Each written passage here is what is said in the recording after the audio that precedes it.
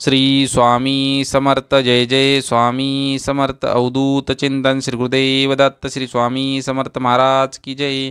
नमस्कार स्वामी भक्तांनो, स्वामी समर्थ माझी आई या चॅनलमध्ये आपले सर्वांचे स्वागत आहे।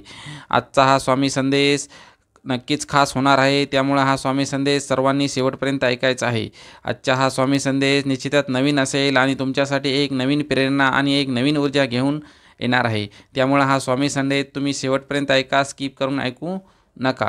सर्वांनी श्री स्वामी समर्थ जय जय स्वामी समर्थ अशी एक कमेंट सर्वांनी व्हिडिओच्या कमेंट बॉक्समध्ये टाकायची आहे।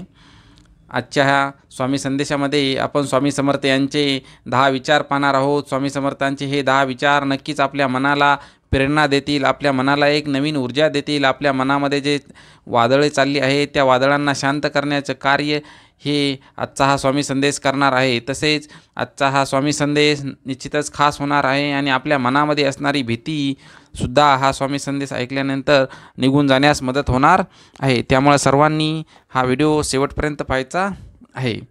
तुम्ही आत्तापर्यंत आपल्या चॅनलला लाईक आणि सबस्क्राईब केले नसेल तर प्लीज एकदा लाईक आणि सबस्क्राईब करून घ्या। श्री स्वामी समर्थ जय जय स्वामी समर्थ। स्वामी सांगतात, बाळा तू घाबरू नकोस। अरे बाळा, उदास असेल तर माझे नाव घे, दुःखी असेल तर माझे ध्यान घे, मार्ग भेटत नसेल तर माझे विचार घे, एवढ्याने समाधानी नसेल तर बाळ अक्कलकोटची वाट घे। स्वामी समर्थांचा दुसरा विचार आहे, वाईट वेळेत साथ सोडलेल्या लोकांकडे लक्ष देऊ नका, पण ज्यांनी वाईट वेळेत साथ देऊन चांगली वेळ आणून दिली आहे त्यांचे मोल कधीही विसरू नका। स्वामी समर्थ यांचा तिसरा विचार आहे, तुला भीती वाटत असेल तर मार्ग दिसत नसेल किंवा निर्णय घेता येत नसेल तर डोळे बंद करून माझे ध्यान करून अशाने तू माझ्याशी संवाद साधशील। स्वामी समर्थ यांचा चौथा विचार आहे, बाळा मला तुझी काळजी नाही तर प्रेम आहे, म्हणून मी तुला मार्ग दाखवण्यास सदैव तत्पर असतो। फक्त एकदा हाक दे, बघ तुझ्या हाकेला मी कसा धावून येतो ते।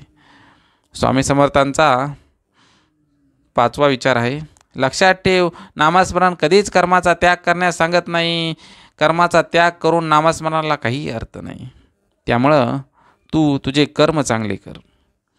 यानंतरचा स्वामी समर्थांचा विचार आहे, कोणीही तुझे काही ऐकून घेत नसेल तर मला सांग, माझ्यातून जे त्याला ऐकू जायला हवे आहे त्यापर्यंत नक्कीच पोहोचेल।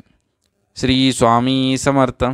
यानंतरचा विचार आहे स्वामी समर्थांचा, विवेक बुद्धीचा विचार करून निर्णय घेतला असेल तर मागे हटू नकोस, ठाम राहा आणि ते कृतीत आण। तुम्ही जर तुमच्या विचारांवरती ठाम असाल तर तुमचं कुठलंच कार्य हे अधुरं राहणार नाही, ते निश्चितच शेवटापर्यंत पोहोचायला मदत होईल। तुला जर वाटत असेल की कशाला स्वामींनी उगाच त्रास द्यायचा, आपले दुःख सांगून तर खरा त्रास तू आता देत आहेस, काहीच न सांगून। त्यामुळं तुम्ही प्रत्येक अडचण स्वामींपर्यंत नक्की पोहोचवा। जरी तुम्ही पोहोचवली नाही तर ती स्वामींपर्यंत नक्कीच अडचण तुमची पोहोचणार आहे, कारण की स्वामी हे सर्व जाणते आहे, त्यांच्यापासून काहीच लपून राहू शकत नाही। श्री स्वामी समर्थ। अडचणी आयुष्यात नव्हे तर मनात असतात, ज्या दिवशी तुम्ही मनावर विजय मिळवाल त्या दिवशी आपोआप मार्ग निघेल। त्यामुळं तुमच्या मनामध्ये जे अडचणी आहेत त्यावरती तुम्हाला विजय मिळवणं हे गरजेचं आहे, कारण की त्यानंतरच तुमचं मन हे तुम्हाला मार्ग दाखवणार आहे।